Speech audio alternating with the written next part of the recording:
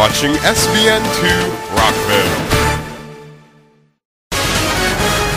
This Eyewitness News broadcast was originally aired on the following date.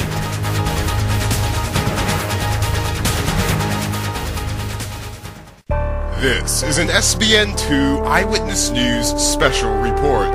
The Rockville Central Station explosion. And now, Shaun Riff. Good morning, Rockville. Today is Saturday, March 24th, 2007 at 6:30 a.m. Temperature currently at 21 degrees, so it's quite cold out there with some snow showers in the area. I'm Shaun Riff. We thank you for waking up early and joining us for this Eyewitness News brief to update you on that major explosion that had happened at Rockville Central Station.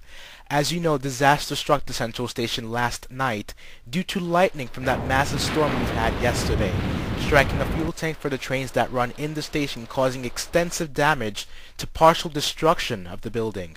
The storm had also caused a massive blackout in Rockville, blacking out over 50% of the metropolitan area. The Rockville Power Authority is reporting that power had been restored to at least 45% of those affected. Portions of Rockville University's campus community is that remaining 5% in the dark at this time. Power is slated to be restored fully to everyone by noon today.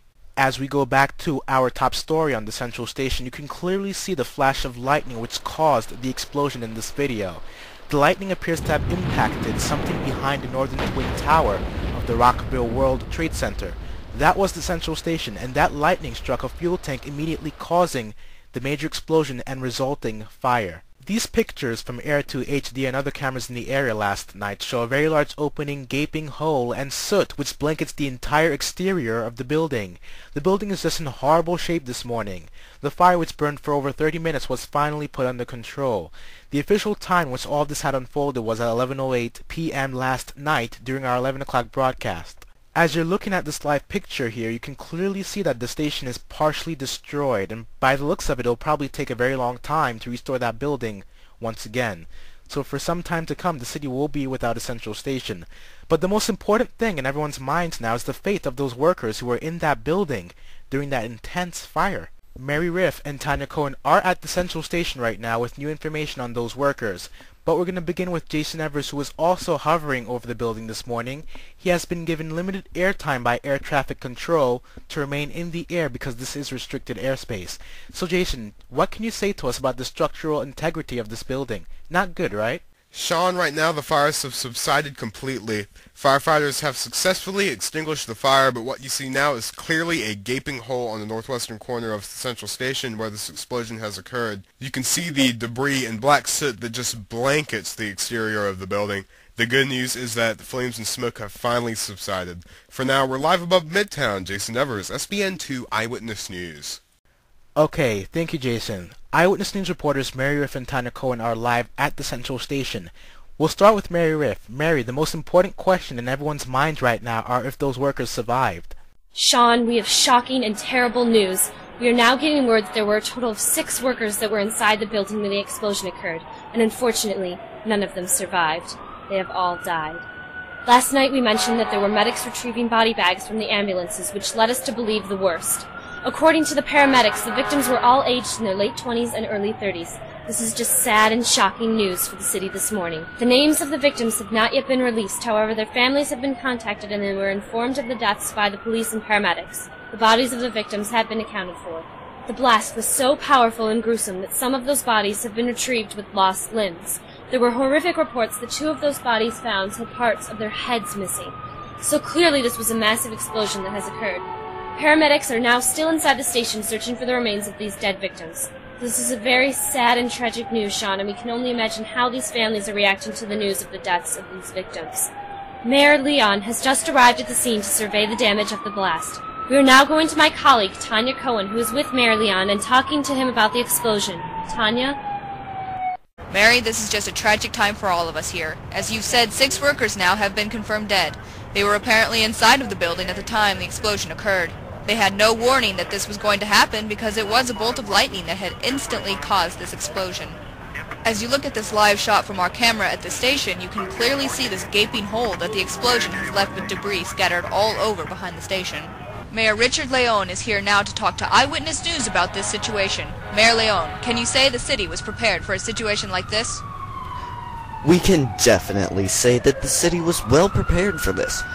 All of our officials have reacted well accordingly, and they should not feel any sense of guilt as a result of this, because our emergency teams have been dispatched accordingly and have assisted everyone to their fullest extent. We are definitely in awe that an explosion of this magnitude has destroyed part of this central station. Do you believe it is possible for the central station to be restored? It will definitely be restored within a few months' time of reconstruction. However, it will remain closed indefinitely for the distant future. We are currently negotiating with the RTA to find an alternative route for passengers this morning. Do you think that this could have been prevented? Not at all. I mean, there was absolutely no way of knowing that the fuel tank was vulnerable for lightning strikes, and the odds of this happening are extremely substantial.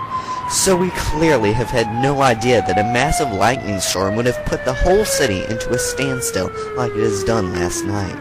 Any other ideas and thoughts you would like to share with us? I would just like to announce to all our viewers and anyone that is watching that this is a very trying time for all of us here in Rockville. This has officially been the most awful disaster our city has faced since its opening in 2004.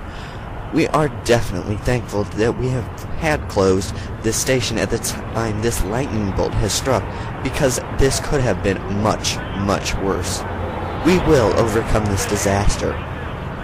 Our prayers definitely go out to all the families of the victims that have died as a result of this explosion. The city will provide the families with funds as a token of our appreciation and apology for the upcoming funerals and memorial services of these victims.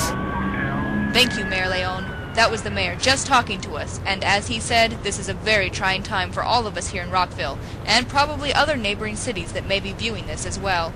As the mayor and Shaun said, the city is definitely thankful that this train station was closed at the time this happened, as we have definitely dodged a bullet on the many lives that could have been changed forever at this station yesterday night. 6 lives were taken away and sacrificed to the many others that have been spared. We will definitely have much more continuing coverage on this situation during Eyewitness News at noon with Liz Barron and Steve Roberts. For now, we're live in Midtown. Tanya Cohen, SBN2, Eyewitness News. Okay, thank you, Mary and Tanya, for getting that information to us as soon as you could have. That is, of course, very sad information from those two reporters who were at the Central Station. Mary and Tanya have been there since last night, bringing us continuing coverage of this tragedy now that has afflicted the lives of those 6 workers who were in that Central Station. So very difficult news to ascertain, and very sad for all of us. And so there you have it now. 8 people now, the death toll is, from this horrible storm. The first 2 were killed by lightning, which sent a surge of electricity through the phone line wire while those 2 teenagers were on the phone. That surge immediately killed them. Ironically, they were on the phone trying to report a blackout in their neighborhood at the time. So clearly a good deed that turned into a tragic turn of events. The mother, clearly and understandably hysterical for the loss of her children. We have also learned that the father had literally went into shock and is still unconscious this morning after the tragic realization of the death of his 2 children. And then just a few hours later, 6 more people were either burned or dismembered by a major explosion which partially destroyed the Rockville Central Station. So, this is indeed a very troubling time for the city.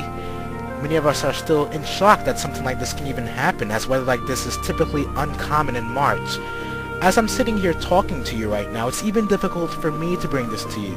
So we, the SBN2 team, send out our deepest condolences to everyone whom has been affected by this horrible tragedy that has befallen our city. And as difficult as it sounds, we have to move on. Michael Fields will have your AccuWeather forecast on when this light snow and frigid air will leave our area. We'll be right back.